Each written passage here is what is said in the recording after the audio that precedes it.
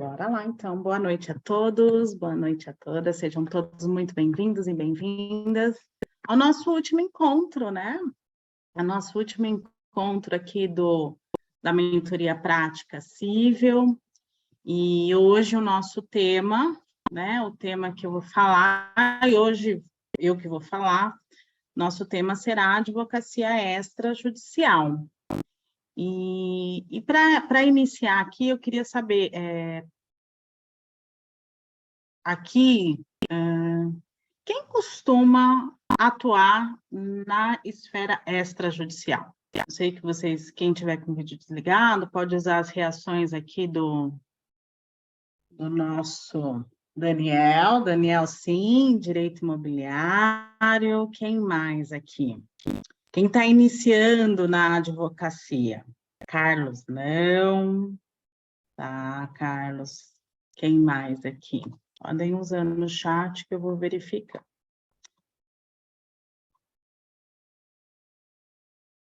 Com inventários, Elisângela, só com inventários. Uhum. É uma das possibilidades da advocacia extrajudicial. Então, vamos falar um pouquinho aqui, eu vou compartilhar com vocês. Pode ser que eu não veja aqui todas as informações, mas eu vou passando entre as informações e voltando aqui com vocês. Então, vamos lá. Vocês estão vendo a minha tela?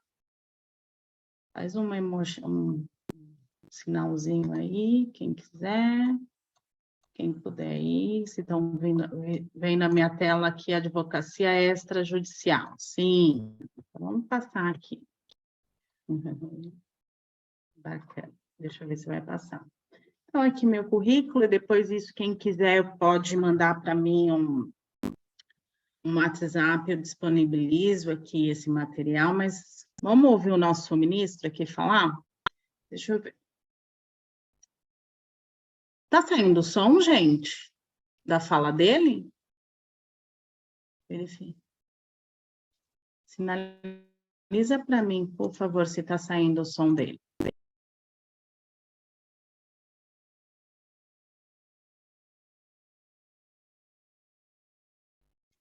Dani, o som está saindo, gente?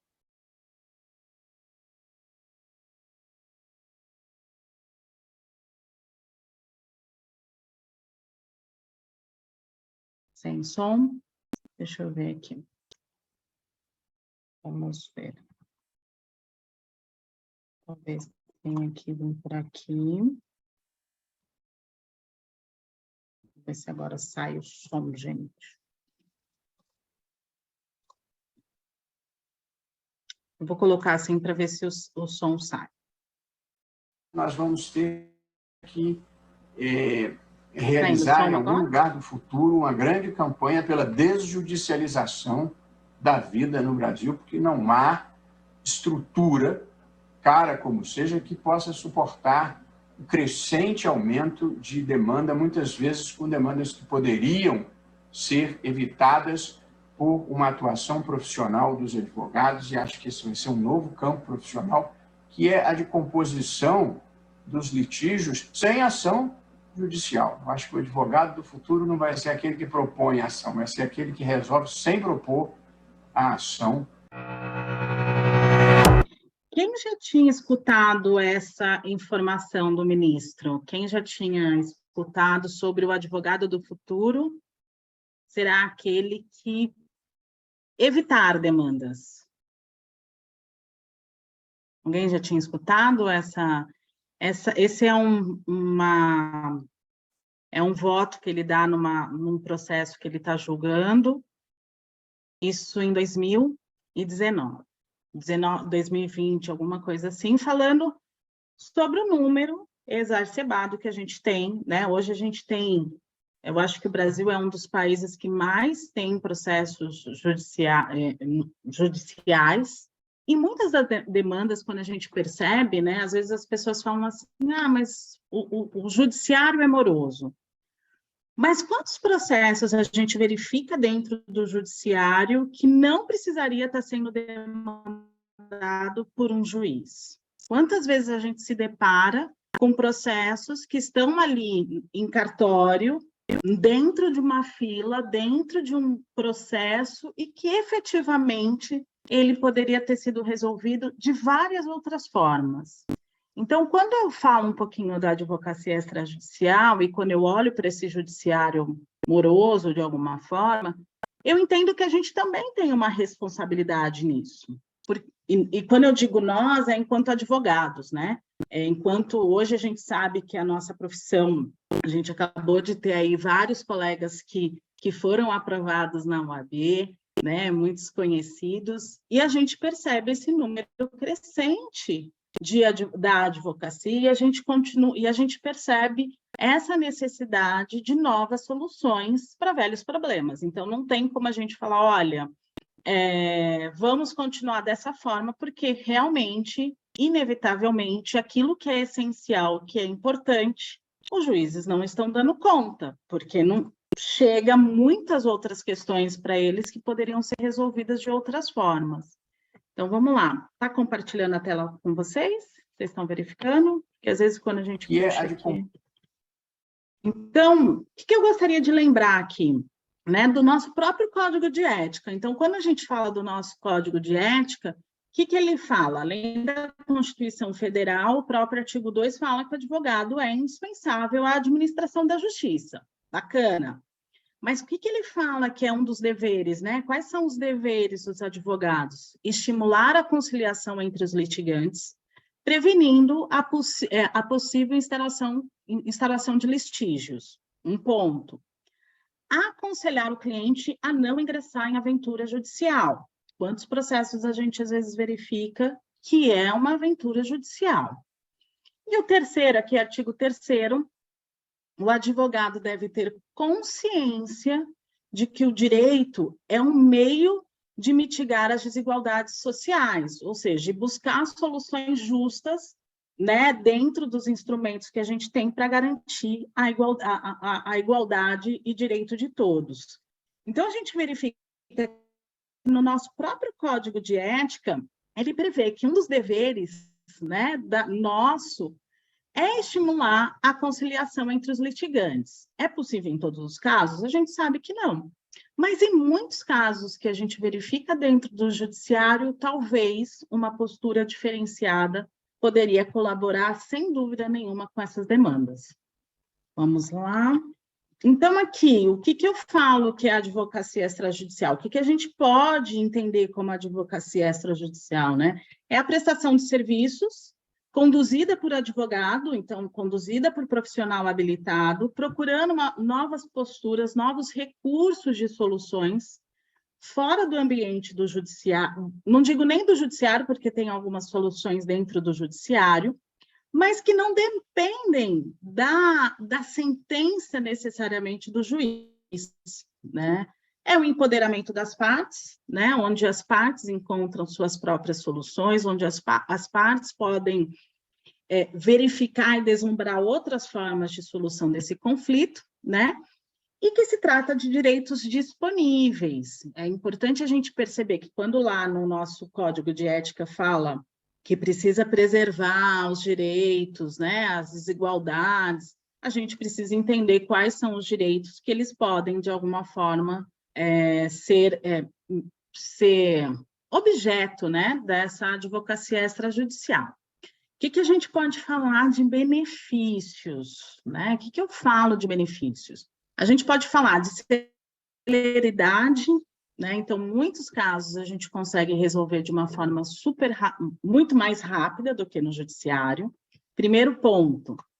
Segundo ponto, menor desgaste emocional. E quando eu falo desgaste emocional aqui, não é só das partes, não é só do nosso cliente. Eu também falo do desgaste emocional nosso. Quantas vezes, né? Quantas vezes, e aqui eu vou até tirar aqui, vou dar um stop share, porque assim, quantas vezes a gente fica com uma demanda com muito tempo, com desgaste emocional em relação àquela demanda, porque é um cliente que demanda muito, ou a própria situação do judiciário. Eu estou com um caso, por exemplo, no judiciário, que é um inventário, Mas é um inventário que eu não pude fazer de forma extrajudicial, porque tem pessoas incapazes nesse inventário. Então, tem que ser judicial. E já faz, acho que 3 meses que o juiz está para despachar só para liberar o dinheiro dos valores dos herdeiros. Ou seja, 3 meses, um processo parado por conta de burocracia interna de um cartório. Então, muitas vezes, a gente fica refém, vamos colocar assim, desses procedimentos do judiciário. E não tem muito que ser feito, muito embora a gente possa ir lá ou fazer alguma reclamação, a gente depende ali da liberação desse judiciário. Então, o que eu gosto de falar aqui? O que a gente pode perceber dentro do que a gente tem? Eu estou tirando um pouquinho porque eu não consigo aqui visualizar tudo, tá, gente? Então, aqui, eu acho que esse desgaste emocional já é um ganho, tanto para os clientes quanto para a gente, né? Os clientes ganham confiança, eles percebem que nós, enquanto advogados, podemos pensar fora da caixinha, que a gente pode trazer outras possibilidades de solução que não só o judiciário, né? Foco na diminuição da espiral do conflito. O que é isso aqui? A gente sabe que quase 80% das demandas, uma decisão do juiz não põe fim ao conflito. Então, quem atua aqui na área de família vai perceber quantas vezes tem uma decisão judicial em relação a alimentos, a guarda ou qualquer coisa do tipo, e o conflito em si, ele não terminou, as partes ainda ficam ali demandando tantas outras ações quanto possíveis. Porque elas não foram de alguma forma, direcionadas a esse empoderamento para realmente resolver as questões delas. Elas ficam lá na dependência desse terceiro e, por si só, a gente vai tendo essa espiral do conflito. Então, vamos lá para o próximo. Então, ficou o código de ética lá em cima, mas o que a gente pode falar da nossa área extrajudicial? Então, a gente pode prestar consultoria, o parecer jurídico, uma negociação direta, a mediação extrajudicial nas câmaras privadas de mediação, uma mediação judicial via Sejusc, e aqui que eu gosto de falar do Sejusc, porque eu sei que muitos colegas, têm muita resistência em entender a dinâmica do Sejusc e não sabe o quanto ele pode nos ajudar. Arbitragem, advocacia colaborativa, consultoria sistêmica, e aqui quando eu falo de consultoria, parecer, eu não coloquei nem aqui cartório de notas, que é onde a gente pode fazer ali vários serviços do extrajudicial. Então, eu vou falar um pouquinho dos benefícios do Sejusc, mas antes, o que eu queria? Eu falei, para eu falar do Sejusc, eu queria hoje, no grupo de jovens ali da Jovem Advocacia, um colega colocou um tema super interessante. E aí, quem puder aqui participar e dar as ideias, eu queria conversar um pouquinho com vocês sobre isso. Então, colocou lá, a colega colocou que ela está com um processo, ela está com uma cliente, aliás, que tem interesse de tirar o nome registral do pai, o nome do pai biológico, porque desde pequena, desde meses, ela não teve contato com o pai, ela já está ali com 24 anos, e ela foi criada pelo padrasto, e ela tem uma relação afetiva. Então, ela quer incluir o nome do padrasto, sobrenome, e excluir o nome do pai.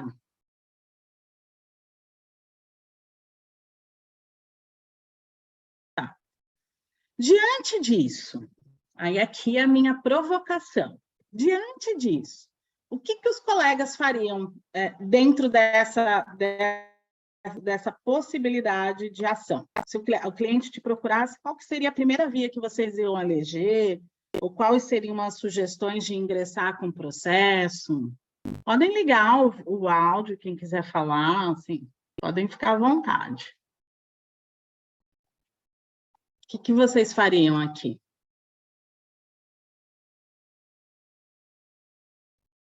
Ninguém, gente? Ninguém tem um palpite em relação ao que poderia ser feito nesse caso? de uma pessoa com 24 anos que quer tirar o nome do pai, o pai biológico, e incluir? Não? Nossa, Ruth, Dani, Carlos, Elisângela, Giovanni. Nenhuma? Então, assim, dentro lá do grupo, eu vou colocar ali, e lógico que cada colega, né, tem a sua forma de trabalhar, mas eu quero que vocês entendam as possibilidades que a gente tem de atuação. Então, ali foi falado para entrar com um processo, né, para excluir esse pai tem bens? Não. Ah, isso que eu ia te falar. Ela não tem contato nenhum, ela não sabe se esse pai biológico, ela não sabe nem se ele está vivo. Existe essa possibilidade também. E ela nem quer danos por abandono afetivo, material, ela não quer nada, ela só quer excluir o sobrenome do pai, porque ela nunca teve nenhum tipo de contato. E aí, a princípio, o que vem na mente, né? Vamos ingressar com uma ação, né, para excluir esse nome desse pai, buscar esse pai, enfim, se ele estiver vivo, para poder, então, incluir o nome do outro. E se eu falasse para vocês que é possível resolver um tipo de processo, esse tipo de processo no Sejusc, o que vocês me falariam? E mais, num tempo que eu acho que pode ser relativamente bem menor do que no judiciário. Então, eu vou contar um caso, uma solução minha, num caso de justamente parecido com esse, e isso a gente tem que falar que era um caso que se tratava de menor. Então, essa criança tinha o nome de um pai registral. Logo que a criança nasceu, descobriu que o pai registral não era o pai, então ele não teve contato nenhum com a criança. E que essa menina era filha do antigo relacionamento da mãe, certo?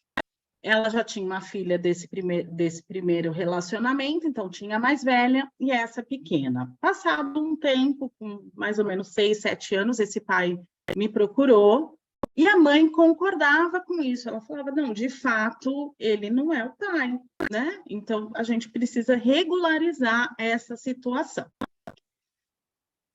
Se eu fosse para o judiciário, a gente precisaria fazer provas, né? A gente precisaria citar esses dois pais, precisaria ter, enfim, toda a demanda que a gente conhece no judiciário. Qual que é a vantagem do Sejusc?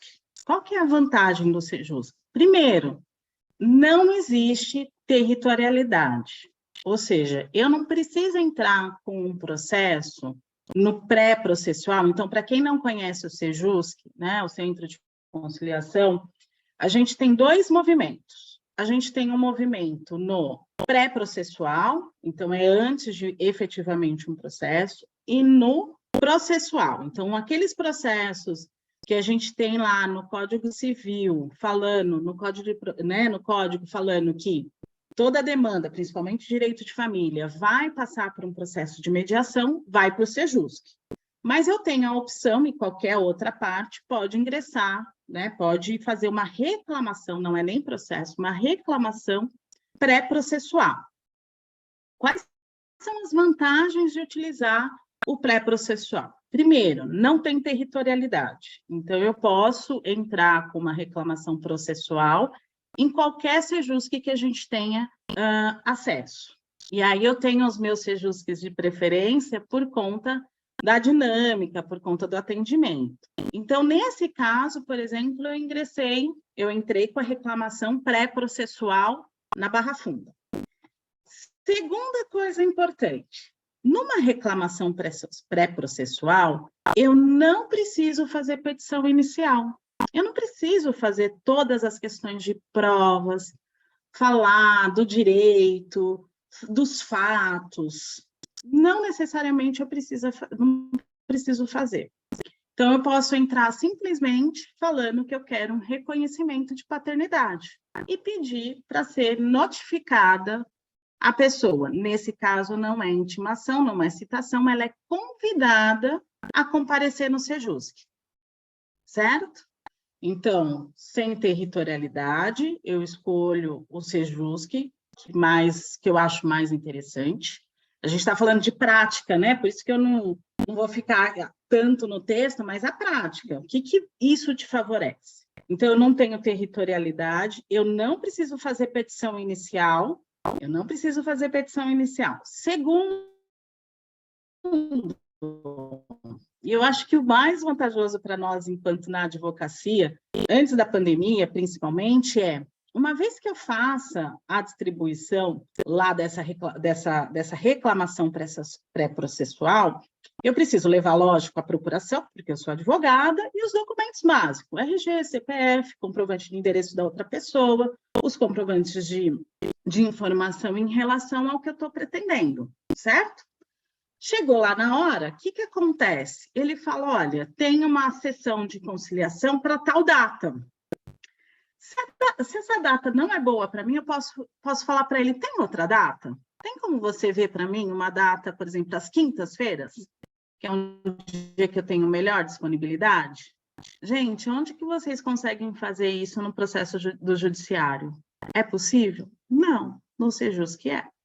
Então, dependendo do Sejusc, Barra Funda, gente, Santana, é possível você escolher a data que mais se encaixa dentro da sua agenda, né? Dando um prazo aí para que a pessoa seja intimada aí dos 30 dias.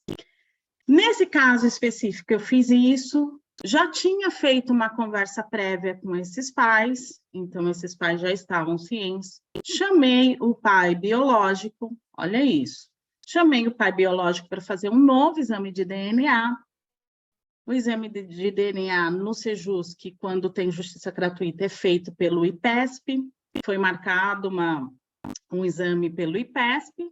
Foi feito o exame e é aberto na frente das partes, né? Então, todo o exame de DNA é aberto com as partes presentes. Foi aberto, foi identificado que realmente esse pai era o pai biológico. Foi feito o acordo em relação à exclusão e à nova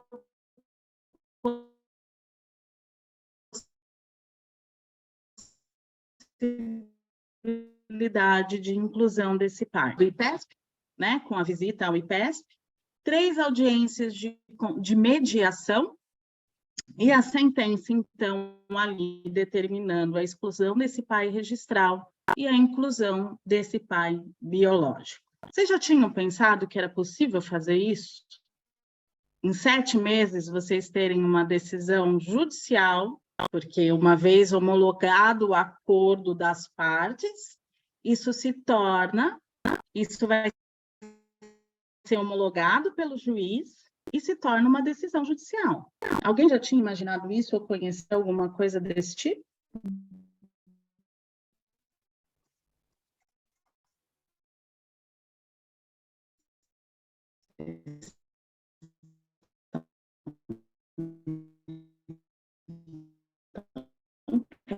Gente. Lógico que tinha uma consensualidade, eu tive que trabalhar essa consensualidade, não foi tão assim, estou contando aqui de forma resumida, né? Igual a gente fala, mostra as poses, mas não mostra o corre. Lógico que teve toda uma conversa, porque tinha uma dinâmica ali bem peculiar daquela família. Mas pense em 7 meses você ter uma decisão desse tipo, onde você consegue trabalhar através da mediação, através da comunicação, outras habilidades a chegarem num consenso. Inclusive, esse pai que assume, né, que a partir daquele momento, ele passa a ser o pai registral, biológico, passa a ser reconhecido, a gente precisava estabelecer também alimentos e guarda. Tudo isso feito através do Sejusc. Então, quando as pessoas falam de advocacia extrajudicial, achando que isso só cabe no cartório de notas, que esse tipo de trabalho fica raro de compra e venda, alguma coisa nesse sentido, é porque não conhece as possibilidades de atuação dentro do Sejusc. Então, quando a gente fala de direito disponíveis, quando a gente fala de possibilidades dentro do judiciário, a gente está falando de guarda de alimentos. Hoje, a gente tem um novo parecer que inventário e divórcio com partilha não está sendo feito por questões de imposto, né? De verificação de imposto e tudo mais. Mas, de resto, condomínio, bateu briga, né? Questão de colisão de carro, exoneração de pensão alimentícia também é possível, né? Recentemente, em São Miguel Paulista, eu fiz uma exoneração de pensão alimentícia, o filho concordando, petição de concordância, enviei por e-mail para a OAB de São Miguel, eu acho que nem 7 dias. 7 dias eu já tinha a sentença homologatória do acordo, que muitas vezes no judiciário demora muito mais. Então, assim, o quanto de possibilidades, quando a gente começa a entender e abrir os horizontes sobre o SEJUSC, sobre a utilização do pré-processual, ele pode nos beneficiar. Lembrando que, em ações de direito de família, se uma vez que eu ingresse na reclamação numa reclamação pré-processual, a pessoa não comparece, esse processo, essa reclamação é arquivada, só que ela já serve de prova para quê? Para quando eu for fazer a ação judicial. Então, pensem aqui comigo. Ah, Roberto, então tá, você conseguiu esse acordo aí do reconhecimento de paternidade. E se eu não conseguisse? Nesse movimento, a cliente já teria tido uma audiência nos próximos 30 dias. Isso demonstra para o cliente o quanto nós estamos ali disponíveis para a solução. Ou seja, o cliente fala, nossa, minha advogada conseguiu uma audiência rápida, né? Então, conseguimos uma sessão de conciliação para esse cliente, demonstra ali a nossa disponibilidade. Segundo, fez acordo. A gente, em 2 meses ou mais, porque as sessões elas podem ser divididas, mas a cliente sabe dessas divisões e sabe que essas divisões de sessão, elas são importantes para criar ali uma possibilidade de acordo, ou se a pessoa não comparece, eu recebo ali, então, um termo de sessão infrutífera e eu anexo no processo. Só que até aqui, gente, até aqui, eu não fiz uma petição inicial. Não fiz nada ainda. Eu só fiz a distribuição de uma reclamação pré-processual. Eu posso ter uma solução consensual, sem fazer uma petição, mas, claro, trazendo ali todas as condições técnicas, porque precisa ter conhecimento técnico, conversar, poder ajudar na conciliação, na mediação, ou eu já tenho fundamento para falar, excelência, eu já tentei a mediação no SEJUSC, a pessoa não compareceu, agora eu não quero mais a mediação. E nesses casos, os juízes não estão marcando, eles já fazem diretamente o pedido já citam as pessoas para fazer a contestação, porque você já tentou fazer isso. E isso em qualquer demanda. Seja na família, seja problemas de condomínio, seja questões com construtora, rescisão contratual, todos esses procedimentos já foram feitos. Então, percebe um ganho que a gente tem de tempo? Eu lembro de um outro caso, que era uma rescisão contratual, em que a conciliação demorou ali, foram umas 3 horas de conciliação. As partes se compuseram, mas eu precisei ficar 3 horas numa conciliação. Só que eu ganhei tempo, porque foi 1 mês em relação à contratação do cliente, a concordância do acordo, e eu não precisei fazer petição. E aí a pergunta é, os meus honorários vão ser menores? Né? Porque muita gente, quando olha para o SEJUSC, olha com a questão da diminuição de honorários. Vocês acham que eu cobrei menos do que eu deveria cobrar? O que vocês acham?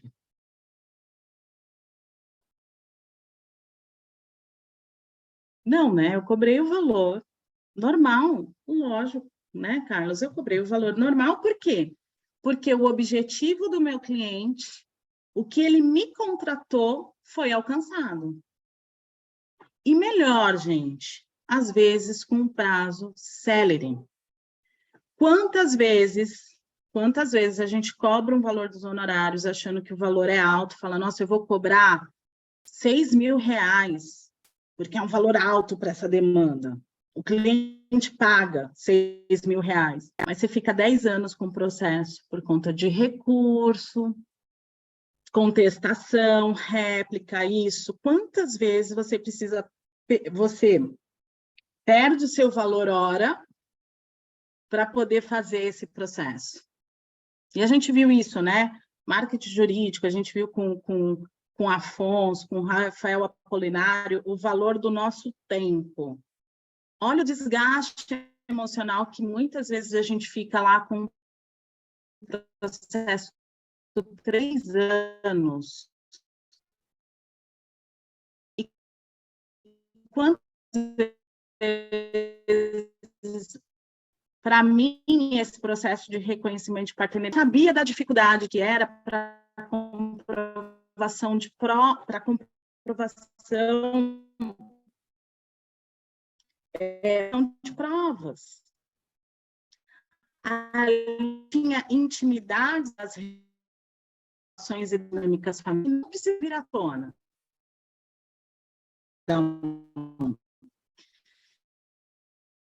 Então, muitas vezes, a gente tem um ganho nesse sentido. Demandas quando você passa pelo Sejusc, eu vou colocar aqui para vocês um outro órgão que eu gosto também de fazer muitas vezes. Porque se aquela empresa não da forma mais fácil para o cliente, através da mediação, hoje já é consolidado que eu posso pedir o dano moral pela perda do tempo útil. Então, muitas vezes, a gente fica tão focado só no processo, e eu lembro que quando a gente montou essa mentoria com Ezequias, foi pensando passo a passo. Ai, tá travando, gente? Melhorou o meu som? Pode ser minha internet também. Veja se melhorou, Catarina. Não, agora sim, mas ela vou várias vezes, aí eu falei, deixa eu ver se é a minha, né? Ou é a da então tá. Me sinaliza aí, tá? O pessoal qualquer coisa falando. Me sinaliza. Melhorou. Qualquer coisa me sinaliza que aí eu troco a rede aqui.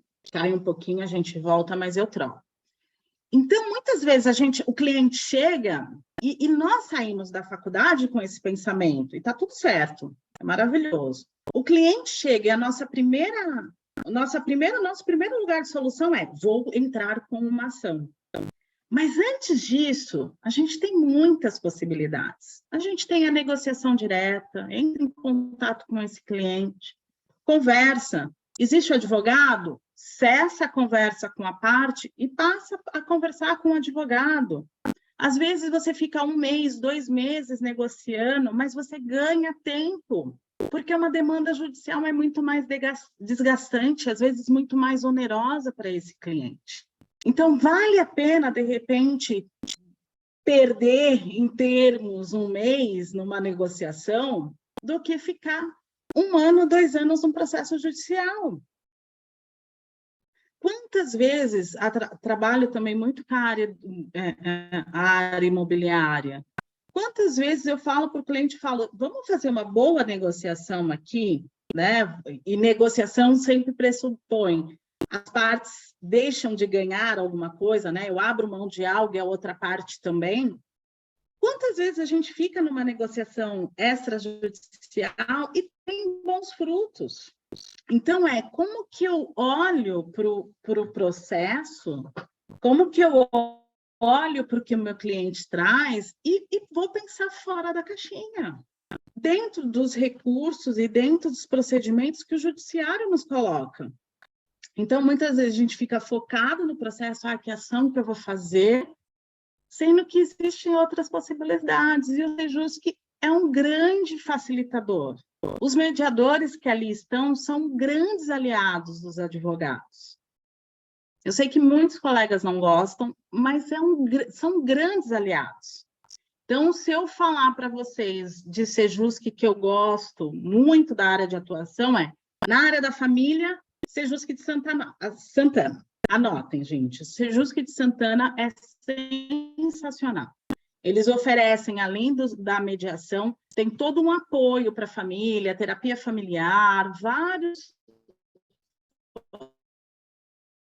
divórcios da guarda ou de alimentos. Ações cíveis, questões de ações cíveis, barra fundo. Então, ali, quando são ações cíveis, a gente está na mentoria aqui, cível, mas né, só para a gente ampliar um pouquinho. Então, tudo que está relacionado à área cível, eu vou para o Sejusc de Barra Funda. Ali tem os conciliadores, e lógico, a gente sempre fala de uma troca, mas sempre a essência e a organização desse Sejusc é muito importante, né?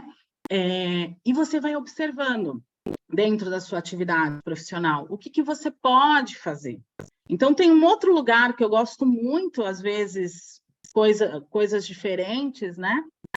Eu não sei aqui quem conhece o site consumidor.gov.br, se alguém já ouviu falar aqui. Alguém já ouviu falar?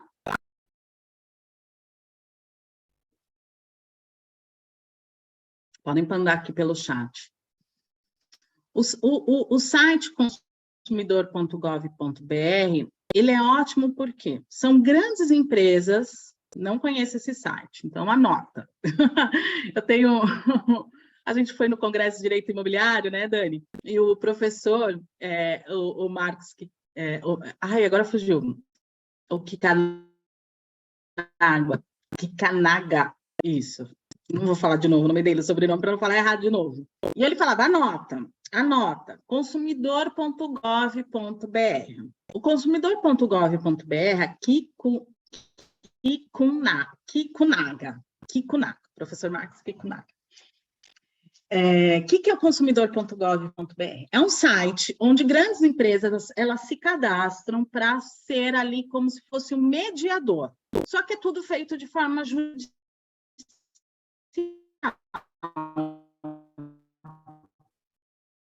Tá? Então, o cliente pode ingressar através do consumidor.gov.br, mas nós também podemos utilizar essa ferramenta. Tá dando aqui que minha internet está instável? Qualquer coisa vocês me sinalizam aqui, tá? Que aí eu troco o perfil. Deixa eu ver em qual eu estou aqui, em qual rede. Então, o consumidor.gov.br tem as grandes empresas, supermercados, os grandes supermercados. E o que você faz? Você pode fazer uma reclamação por lá. Você pode fazer um pedido de ser solucionado algo. Gente, deixa eu fazer o seguinte, eu vou trocar o meu sinal e vocês me aguardam rapidinho, porque quando eu trocar de sinal eu vou cair. Mas eu vou continuar aqui. Espera só um pouquinho, deixa eu ver. Porque ele está aqui dando conexão.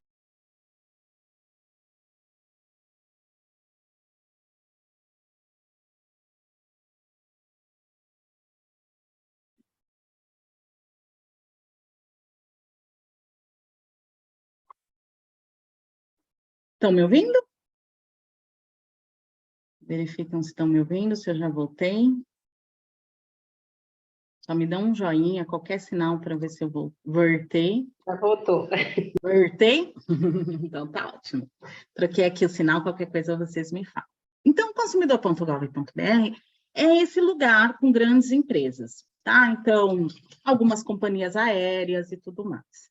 O que acontece? Eu tive um cliente em que furtaram o carro dele no estacionamento de um grande supermercado. E ele fez tudo, tirou foto, BO, e o supermercado se negou. O que eu fiz? O cliente me procurou, antes de ingressar com uma ação, por conta o carro não valia, ele tinha um valor muito mais sentimental do que realmente o valor financeiro, então a gente procura boas soluções, né? Eu fiz lá o pedido de restituição do valor do bem, que era o que ele queria, de forma objetiva. Fiz a reclamação dentro do site do consumidor.gov.br, ele é administrado pelo sistema do governo. Então, tem prazos para resposta desses pedidos. Salvo engano, eu não sei, são 5 dias úteis, alguma coisa assim. Faz tempo que eu não utilizo. E aí, tem os 5 dias para resposta daquela demanda que você entrou. Eu fiz, dá para anexar documentos, anexar procuração, dá para fazer tudo. Veio a resposta, tentamos negociar e a empresa não quis negociar. Encerrou ali, então foi encerrada pelo cliente, né, por mim, no caso, a negociação, porque não chegamos num consenso de valores. Ingressei com a ação, juntando todos os documentos e todas as conversas de solução. De solução não, todas as conversas que foram feitas, e pedi nesse caso, porque ali era uma demanda clara, ou seja, de responsabilidade objetiva, não tem o que se falar, a plaquinha lá, não somos responsabilizados. São, porque está dentro do estacionamento do supermercado, responsabilidade objetiva, direito do consumidor. Ingressei com a ação, aí nesse caso eu tive que entrar com a ação no juizado, e pedi os danos morais por tempo da perda útil. E o juiz concedeu, porque ficou demonstrado que o cliente se utilizou de todos os recursos possíveis para uma tentativa de conciliação fora do judiciário e que a parte, então, no caso, o supermercado, não solucionou. Percebam, isso cada vez mais está chegando como possibilidade de condenação dessas empresas. Então, vou colocar aqui para vocês, deixa eu até pegar aqui, ó, uma decisão aqui. Porque, assim, isso, gente, é um ganho de tempo.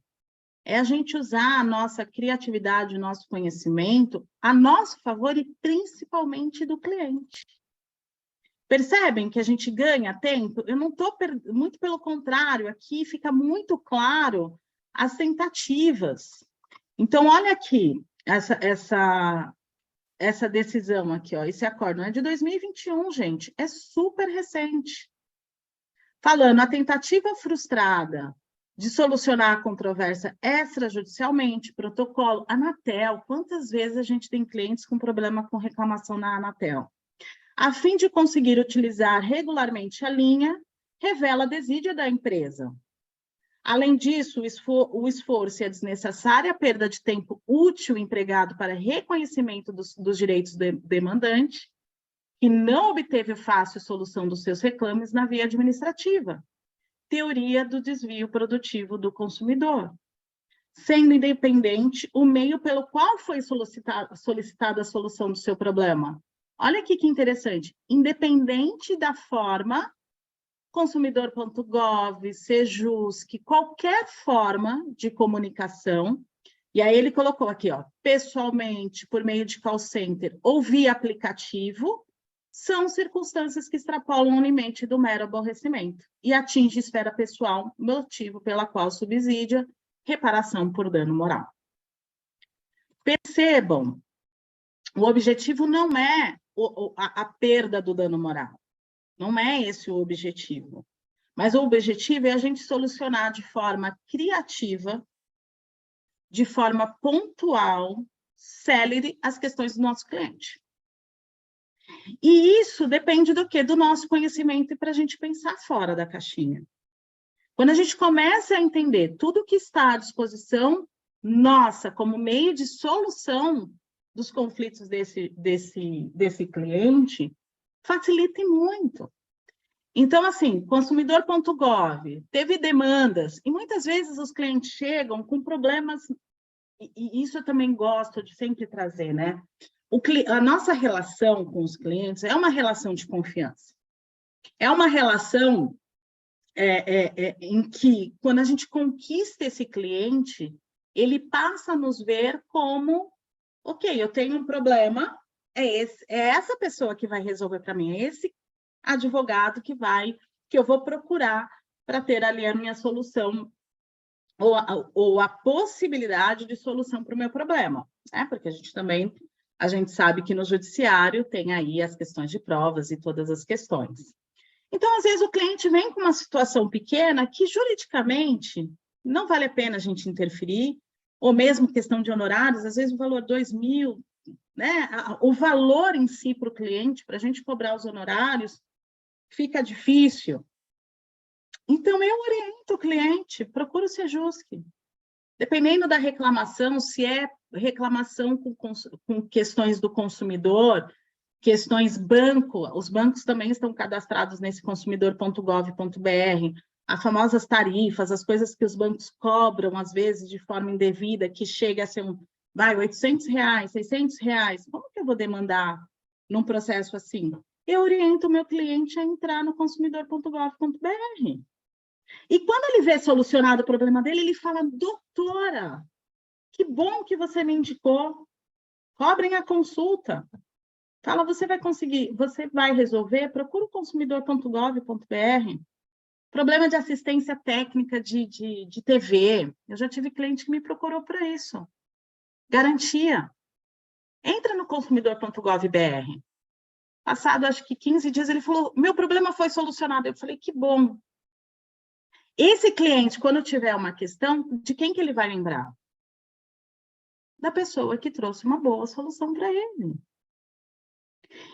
E ainda mais se for dentro da área da nossa competência. Então, o Sejusc, gente, é isso que eu quero que vocês entendam, que o Sejusc é um grande diferencial, é um grande aliado na nossa atividade profissional.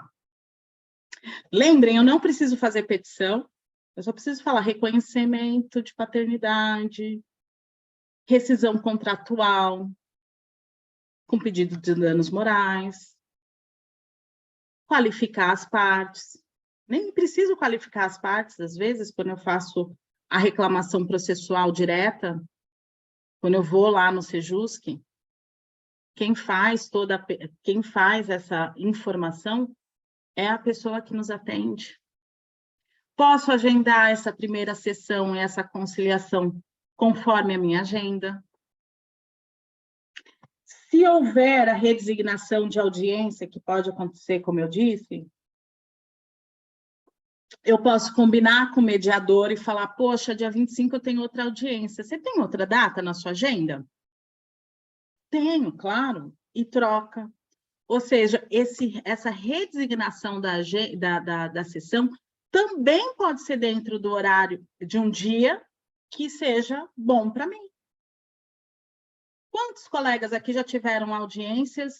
Vocês têm lá os seus processos, 2, 3 audiências próximas. E que teve que buscar um colega ou pedir uma redesignação por algum motivo quando dá para ser justificado. Percebam que dá para a gente, de repente, trabalhar com a nossa própria agenda no Sejusc? Vocês sabiam disso? Vocês sabiam que era possível resolver tantas questões dentro do Sejusc só numa reclamação pré-processual? Ou seja, quando a gente utiliza a reclamação pré-processual em nosso benefício. Porque quando eu for lá para o judiciário, se eu precisar demandar no judiciário, eu já informo que eu não tenho interesse na conciliação, porque já foi tentado e a parte não compareceu. Ou se compareceu, foi infrutífera. Olha o ganho de tempo que eu tenho para a pessoa contestar. Então, o que a gente aparentemente pode ver como, mas dá trabalho, gente. Desculpa, não dá trabalho, muito pelo contrário. Às vezes eu vejo algumas soluções que a pessoa fala, não, mas eu entro, pego tal prova e isso. Eu falo, mas e se fizer assim? Ainda mais quando existe a possibilidade eventual de consensualidade para aquilo. Muitas vezes acontece isso.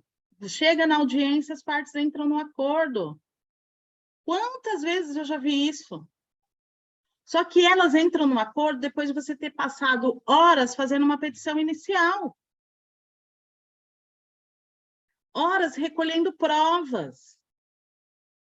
Horas pensando na tese, como o pessoal falou aqui de recursos, a Ezequias falou em recursos. Quando que eu preciso pensar no recurso? Na petição inicial. todas as condições da ação, tudo que a gente tem dentro de um processo, chega lá na audiência, as partes fazem acordo. Aonde que a gente ganha? Faz uma reclamação até confundi aqui, pré-processual. Faz a reclamação, chama essa parte, ela vai ser convidada. E quantas vezes sai acordo? Sem eu precisar ter feito uma lauda de petição inicial. Então, quando eu falo da advocacia extrajudicial, é desse lugar de aprendizado que a gente precisa ter em relação ao SEJUSC e abrir os horizontes sobre o uso do SEJUSC. A gente fica condicionado que SEJUSC é aquela coisa só acordo. Não, ela é muito além disso. Lógico, e com todo respeito, a gente sabe que, assim como existem juízes e juízes, varas e varas, existem SEJUSCs e SEJUSCs, tá? Então, eu como mediadora, eu sou mediadora certificada, eu posso falar, quando eu fiz o meu estágio de mediação, eu vi as mediações efetivamente sendo feitas, conforme a gente estuda, com todas as regras e tudo mais, e as mediações que não eram qualquer coisa, menos mediação. Lógico que a gente vê isso. Uma mediação de alimentos não posso durar 5 minutos de audiência. E quando eu fiz o estágio, eu via isso. Uma mediação de ação de alimentos em 5 minutos. Não existe isso. Mas dentro da demanda daquele fórum e das questões que tinha lá, era o que era possível. E ok. Só que quem faz uma mediação, procura uma reclamação pré-processual no SEJUSC de Santana, tenha certeza que as pessoas podem até não fazer acordo, mas saem encantadas com o atendimento daquele SEJUSC. Saem encantadas com as possibilidades de outros recursos para a solução de um conflito, principalmente em relação ao direito de família. Então, conhecer esses meandros da advocacia extrajudicial. Aqui, ó, a Alicia falando aqui, deixa eu ver. Podemos dizer que uma boa mediação evita demora processual no decorrer do processo? Pode ser que sim ou não, tá, Alice? Eu acho que, assim, a gente tem algumas questões muito densas, às vezes, né? Algumas questões que elas não estão mais ali alinhadas ao que está sendo pedido. Então, a mediação, ela pode favorecer, sem dúvida nenhuma. Fora que a mediação, ela pode ser solicitada em qualquer momento do processo judicial. Não precisa esperar o juiz determinar. Mas aqui eu quero dizer para vocês o ganho dessa mediação e dessa conciliação. O ganho nosso enquanto advogado. Entende? E, consequentemente, o ganho maior do nosso cliente. Então, quantas vezes, por exemplo, essa conciliação dessa rescisão contratual foi até interessante, porque todo mundo passava, porque conciliação, a gente fala que uma sessão de conciliação geralmente demora uns 30 minutos, 40 minutos, porque é uma coisa mais pontual, uma conciliação, né? Tem ali uma resistência, mas é bem mais pontual do que mediação, porque a gente está falando de relações continuadas ou não, né? Então, conciliação, relações não continuadas, e mediação, a gente está falando de relações continuadas, geralmente voltadas para a área de família. E essa sessão de conciliação demorou 3 horas, porque tinha um vínculo emocional ali também para ser visto.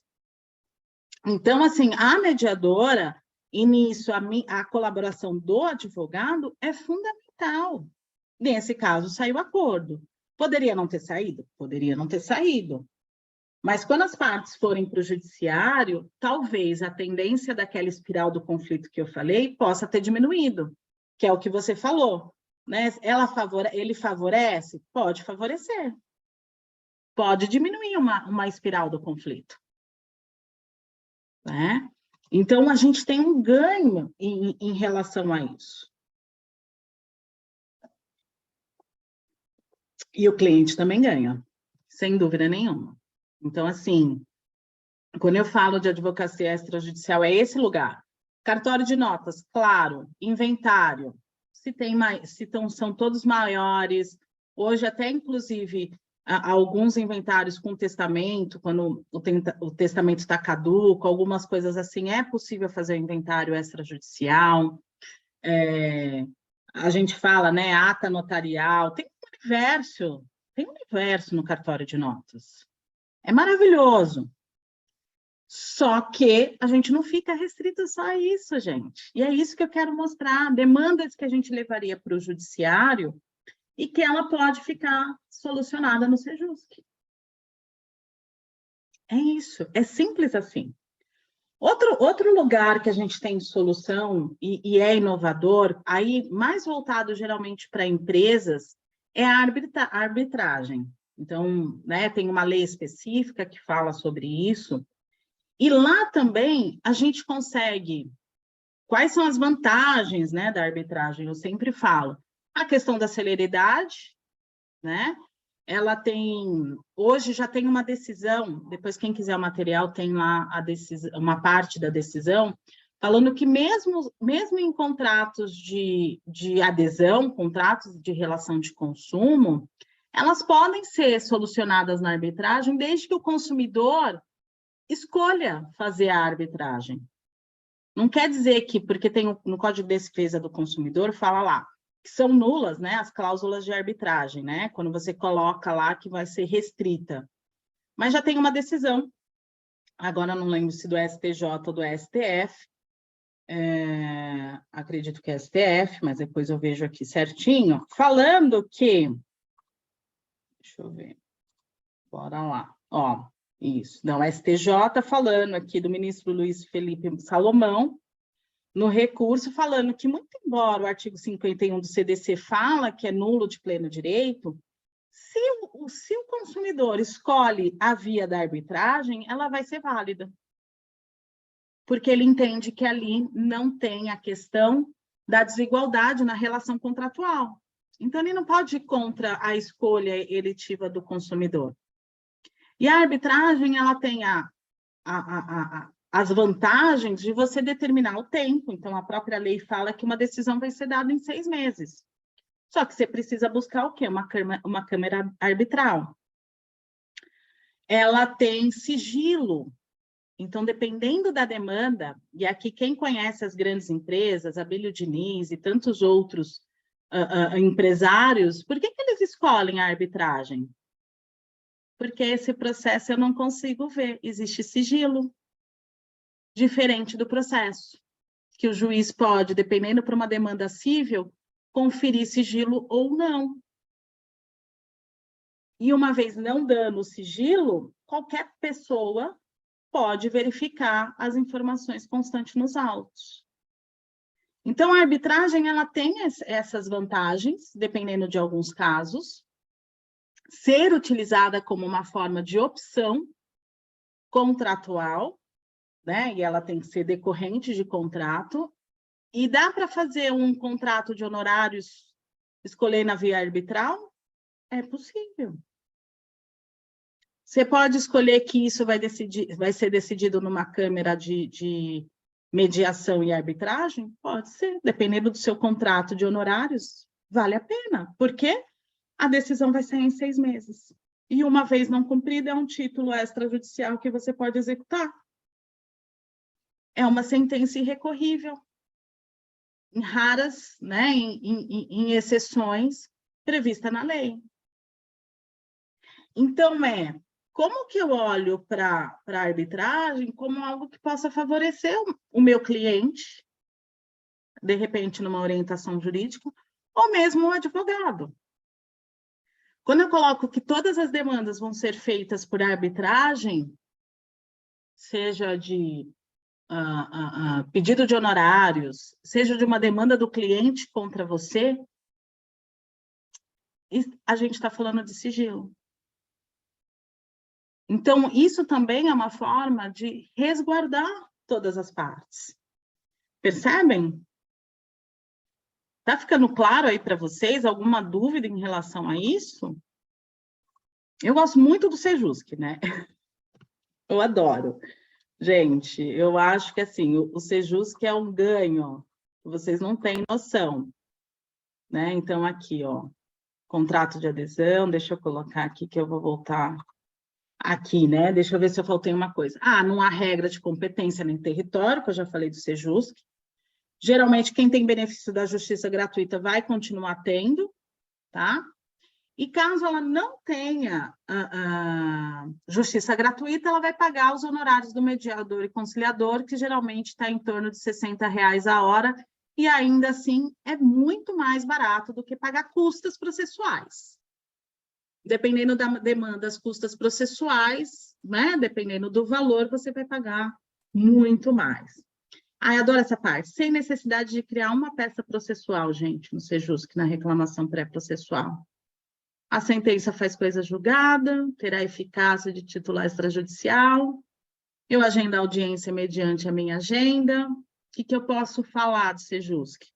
Acidentes, cobrança, dívidas bancárias, conflitos de vizinhança, condomínio, alimentos, execução, exoneração, guarda, reconhecimento de paternidade, divórcio, o inventário quando tem partilha não é possível. Por conta, o que estava acontecendo? Muitas pessoas com grandes patrimônios, porque aqui no Sejusc, gente, não tem custas processuais. Não tem custas processuais. A gente não fala de custas processuais, só fala aqui do pagamento de honorários do mediador e conciliador. Então, pessoas com grandes fortunas, partilha aí de 1 milhão, partilha de 2 milhões, entrando no Sejusc para não pagar as custas processuais. Então, veio uma recomendação, né, do Conselho Nacional de Justiça para barrar, até por conta dos pagamentos dos impostos. Deixa eu ver aqui a pergunta, né? A Alicia perguntou, ingresso no Sejusc dispensa a procuração? Não. Se a gente estiver atuando como advogado, não, a gente precisa apresentar, tá? A procuração normal. Agora, se a própria parte for lá dar entrada, o que pode acontecer? A própria parte pode dar entrada, você acompanhar lá no dia da audiência, aí você precisa apresentar, para você poder estar na audiência, né? Na audiência não, na sessão, você vai precisar apresentar, então, a sua procuração, tá? Então, E lembrando que agora, como todos os processos são digitais, a reclamação pré-processual também é. Então, você vai poder juntar processos, pedir, apresentar as coisas como qualquer outro processo. É só uma reclamação, né? A terminologia vai mudar, mas os ganhos são imensuráveis. Então, por isso que hoje tudo que envolve partilha não está sendo feito, tanto de divórcio e inventário, porque no início do Sejusc o pessoal começou a aproveitar porque não existe custas no Sejusc. Percebe que até a questão de onerosidade aqui para o cliente diminui bastante, porque ele só fica realmente vinculado ao pagamento aí do mediador, do conciliador, do valor hora. E aí tem uma tabela, tá? Vamos lá. Arbitragem, então, uma lei aqui é 9.307 de 96, né? As partes, elas vão escolher um árbitro em comum, né? Imparcial, que vai estudar. E o que é interessante na arbitragem, dependendo do caso que a gente tem, tá? Que o árbitro, ele vai ser um especialista do assunto. Esse é o grande diferencial. E muitas vezes, a gente tem matérias que são específicas do cliente em que o juiz não entende. Questão de perícia médica. Fala para mim, gente, quantos juízes entendem efetivamente de olhar todas as questões técnicas de perícia médica? Não entendem. Eles não são especialistas naquela área. Então, na arbitragem, o que vai acontecer? Eu vou buscar um especialista na área. Um árbitro que é imparcial para poder dar uma decisão sobre aquilo. E como que é o procedimento? Igual, vai ter uma inicial, vai ter uma contestação, vai ter produções de provas, vai ter prazos para poder apresentar essa documentação, até que é dada uma sentença. Quais são os casos de nulidade? Claro, se verificar que o árbitro agiu de forma desonesta, né,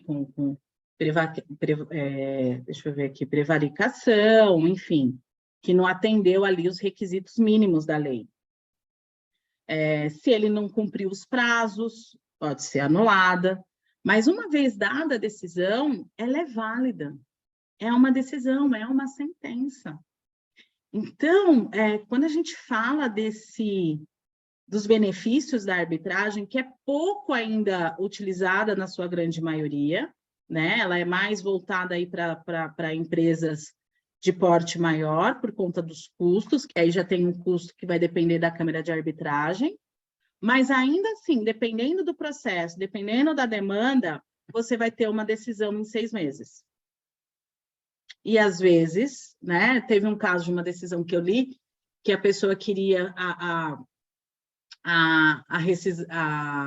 a nulidade da sentença, mas porque ela não tinha concordado. Isso efetivamente não tem. Uma vez, essa é uma das desvantagens que a gente fala na arbitragem. Uma vez dada a sentença, não tem como voltar, tá? Mas, e tá vendo? A decisão arbitral é definitiva. E há limitações para o seu questionamento. E não são cabíveis recursos. Só que, assim, para grandes empresas, eu não digo nem grandes, mas dependendo das empresas e do negócio que ela habilita, que ela atua, vale a pena pelo tempo. Porque todas as provas vão ser produzidas. Vai ter tempo para todas as partes produzirem todas as provas. E a pessoa que vai decidir a causa, ela é especialista no tema. Ela vai entender. Então, coisa de faturamento, e tem isso. Ao invés de vir um perito, muito embora possa ter perito, né, dentro da arbitragem, quem vai decidir entende do tema. E foi escolhido pelas partes. Não é um terceiro imposto aí pelo sistema judiciário. Então, precisa ter uma cláusula compromissória, então, geralmente está ali nos contratos, inclusive no contrato de honorários a gente pode ter, né? Ela precisa estar previsto. E no caso, quando a gente fala de contrato de adesão, né? Quando a gente fala de Código de Defesa do Consumidor, o juiz fala, a partir do momento que existe a iniciativa por parte do consumidor, ali cessa, então, essa questão de desigualdade. Porque uma vez questionada, né? Então, por exemplo, eu já tive contrato onde a minha cliente assinou um contrato de locação de shopping, de uma área de um shopping, foi até um shopping que depois foi desapropriado todas as áreas, e tinha uma cláusula compromissória de arbitragem, mas naquele momento não era interessante para minha cliente. E como era Código de Defesa do Consumidor, eu ingressei no judiciário pedindo a nulidade dessa cláusula por conta do desequilíbrio ali contratual, tá? E esse processo ele demorou um pouquinho, porque houve desapropriação, houve falência no meio, enfim, foi bem, bem complexo. Então, aqui a decisão do contrato de adesão, falando que pode, né, que é possível, não vai ser dada como nula, assim como o Código de Defesa do Consumidor fala. As desvantagens, né? Existem desvantagens? Existe, né? Ela pode ser anulada, se não emanou de quem não podia ser árbitro, então existem condições específicas para a pessoa exercer essa função.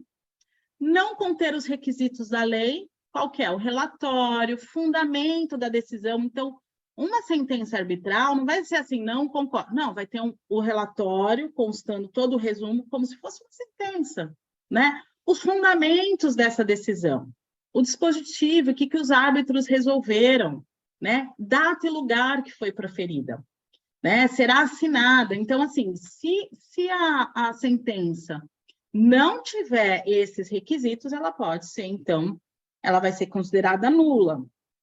Não faz efeito, né?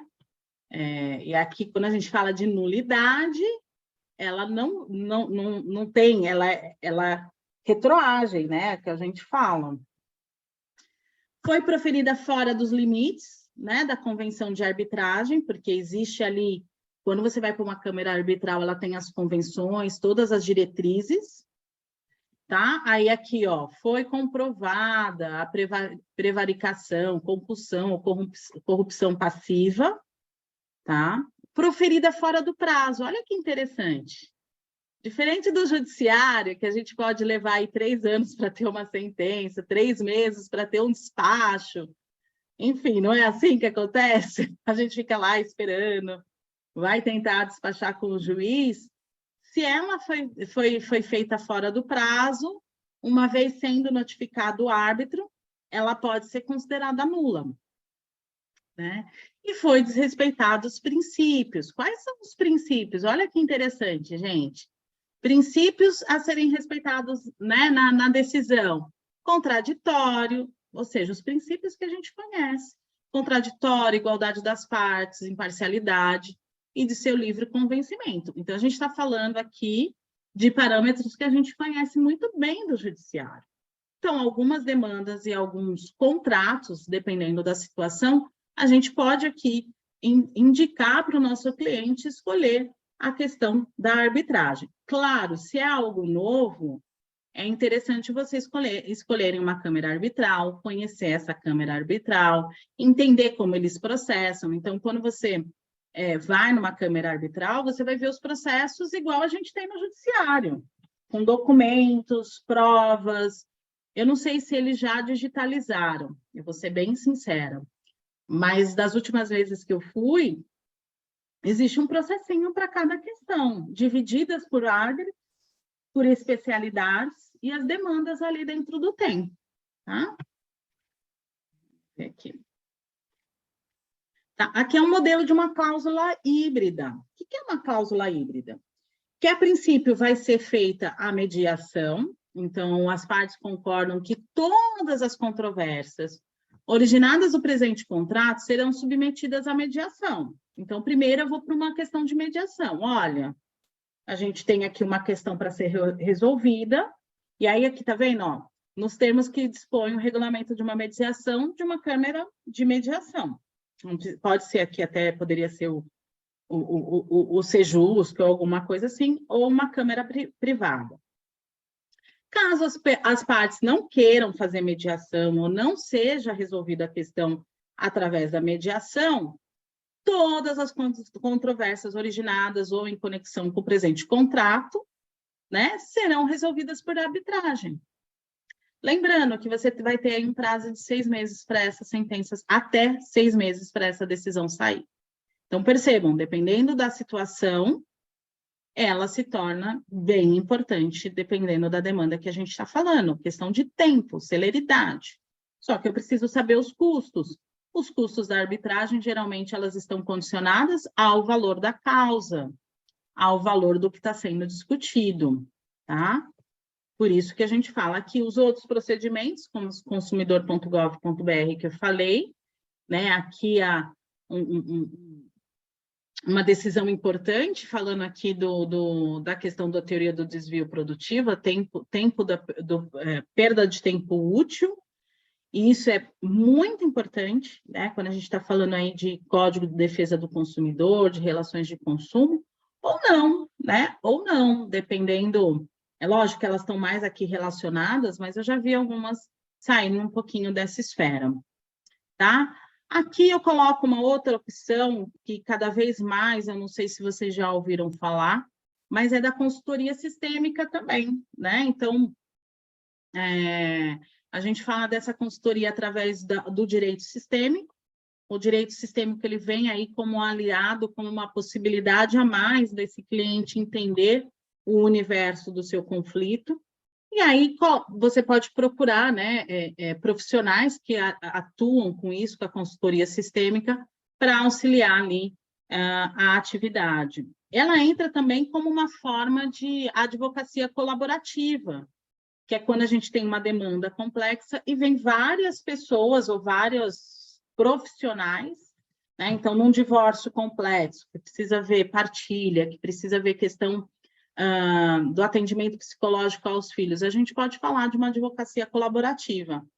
E a consultoria sistêmica, ela pode entrar tanto nessa esfera da área da família, seja na esfera civil, né, empresarial, e tem sido muito utilizada como uma forma. Então, você busca um profissional com esse conhecimento, ele faz ali a consultoria sistêmica com as partes, uma vez resolvido essa questão ou trazido novos elementos de consciência para as partes, continua o processo ou até a possibilidade de acordos.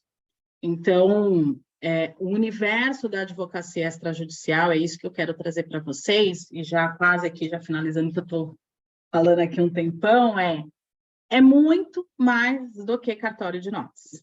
Cartório de notas é essencial, né, dentro de atividades, dentro da questão do princípio de publicidade, da boa-fé, de títulos de contratos que têm forma típica, né? Então, eu posso fazer um contrato de compra e venda, um compromisso de compra e venda, mas eu vou só ter a efetividade através de uma escritura e o registro.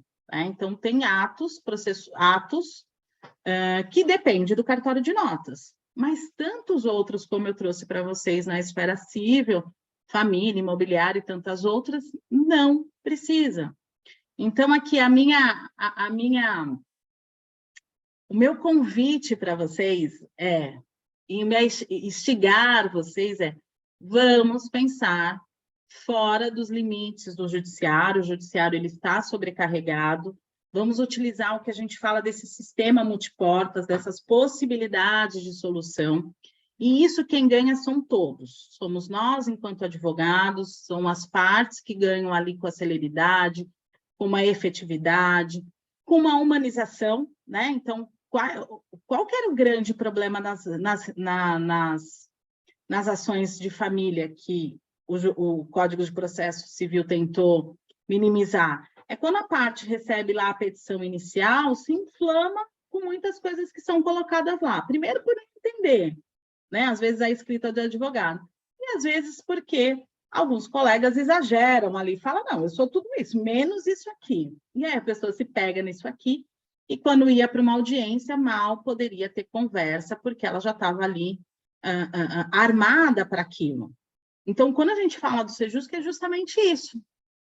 Eu não preciso fazer nada disso, eu convido a pessoa para convite para essa conversa e para ampliar esses horizontes.